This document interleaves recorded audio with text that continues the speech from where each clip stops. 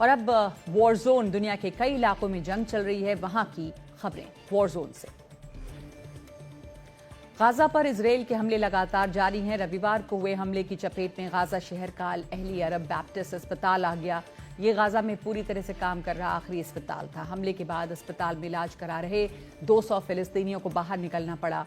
बताया जा रहा है कि इस दौरान एक बच्चे की मौत भी हो गई। स्वास्थ्य अधिकारियों के मुताबिक इजरायली हमलों में गाजा के तकरीबन सभी अस्पताल बर्बाद हो चुके हैं। 7 अक्टूबर 2023 के बाद से इजराइल हमस की जंग जारी है। एक आंकड़े के मुताबिक फिलिस्तीन में अब तक 50,944 लोगों की मौत हुई है। 1 लाख से ज्यादा घायल हैं और लाखों फिलिस्तीनी बेघर हैं। और यमन के हूती विद्रोहियों ने दावा किया है कि उन्होंने रविवार को अमेरिका के MQ-9 रीपर ड्रोन को मार गिराया। हूती सेना के प्रवक्ता ब्रिगेडियर जनरल याह्या सारी ने इस बारे में एक वीडियो संदेश जारी किया है। ये दावा किया है कि स्थानीय स्तर पर बनी सतह से हवा में मार करने वाले मिसाइल से इस ड्रोन को गिराया गया। जिस ड्रोन को गिराया गया उसे बनाने में करीब $30 मिलियन की लागत आती है। रीपर ड्रोन करीब 12,000 मीटर की ऊंचाई तक जा सकता है और लगातार 30 घंटे तक उड़ सकता है। हूती विद्रोहियों ने यह भी दावा किया कि रविवार रात सना पर अमेरिकी हमलों में करीब 6 लोगों की मौत हो गई, 26 घायल हैं। और रूस ने दावा किया है कि उसने शनिवार को यूक्रेन का एक F-16 फाइटर जेट मार गिराया है। रूसी रक्षा मंत्रालय ने यह भी दावा किया है कि शनिवार को उसने डोनेत्स्क प्रांत में एक और क्षेत्र को अपने कब्जे में कर लिया। इसके अलावा सुमी, खार्किन, डोनेत्स्क, ज़ैपोरिज़िया और खेर्सन में यूक्रेन के कई हमले नाकाम रहे। शनिवार रात से रविवार की सुबह तक 13 यूक्रेनी ड्रोन मार गिराए। यूक्रेन ने कहा है कि उसी दिन करीब 117 जगहों पर झड़प हुई। यूक्रेन का कहना है कि रविवार को सुमी में रूसी हमले में 34 लोग मारे गए हैं। रूस ने इस पर कोई जवाब नहीं दिया है।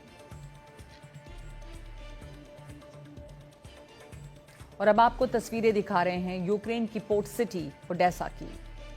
यूक्रेन का कहना है कि रविवार सोमवार की रात रूस ने यहां बड़ा हमला किया। इससे कई जगह आग लग गई। यूक्रेनी फायर फाइटर्स आग बुझाने में लगे हैं। यूक्रेन का दावा है कि रूसी ड्रोन हमले में 9 लोग घायल हो गए।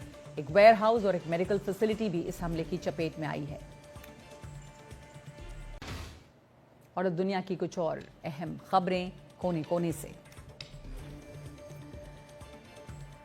गजा में फिलिस्तीनियों के समर्थन में रविवार को इस्तांबुल में हजारों प्रदर्शनकारियों ने मार्च निकाला। तुर्की और फिलिस्तीन के झंडे लहराते हुए भीड़ शहर के प्रतिष्ठित सुल्तान अहमद स्क्वायर तक पहुंची। इजरायल और तुर्की कभी मजबूत क्षेत्रीय साझेदार थे, लेकिन पिछले कुछ समय से उनके संबंध थोड़े ठंडे रहे हैं। गाजा में युद्ध के कारण ये संबंध और बिगड़ गए।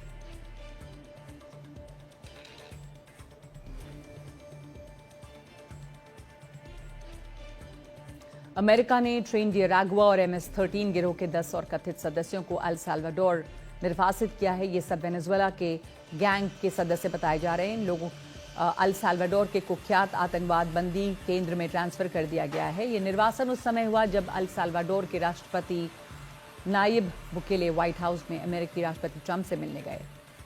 ट्रंप प्रशासन पहले ही लगभग 260 निर्वासितों को अल साल्वाडोर के आतंकवाद बंदी केंद्र में भेज चुका है। जिन लोगों को अमेरिका से निर्वासित किया गया उनमें से कई के परिवारों का कहना है कि वो लोग किसी गैंग के सदस्य नहीं हैं।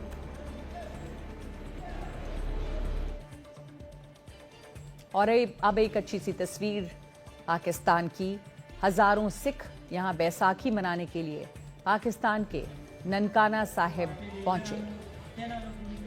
इसमें बड़ी संख्या में हिंदुस्तान से गए हुए सिख भी थे। बताया जा रहा है कि पाकिस्तानी अधिकारियों ने इस साल करीब 6,500 भारतीय सिखों को वीजा दिया। मुख्य बैसाखी समारोह ननकाना साहिब में आयोजित किया गया, जहां सिख धर्म के संस्थापक गुरु नानक साहब का जन्म हुआ था।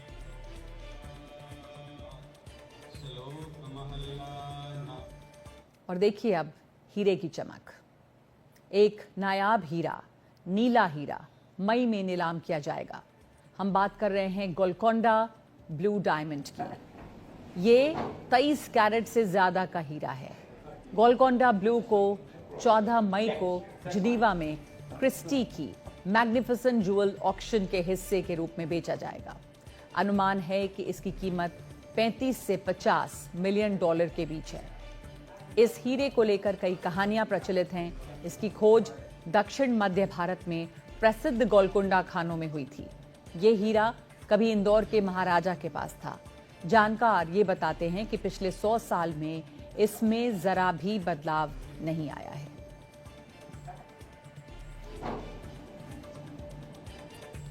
और अब एक अनोखी प्रदर्शनी। जर्मनी के सोर्बियन में अल्पसंख्यक समुदायों ने अंडे सजाने की परंपरा के साथ ईस्टर मनाया है। ईस्टर एग सजाने की परंपरा जर्मनी में सोर्बियन संस्कृति का हिस्सा है।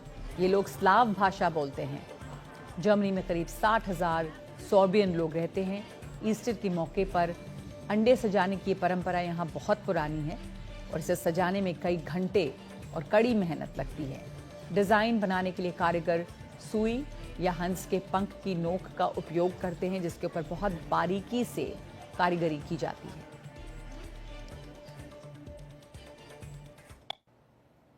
एनडीटीवी दुनिया में आज के लिए इतना ही। नमस्कार।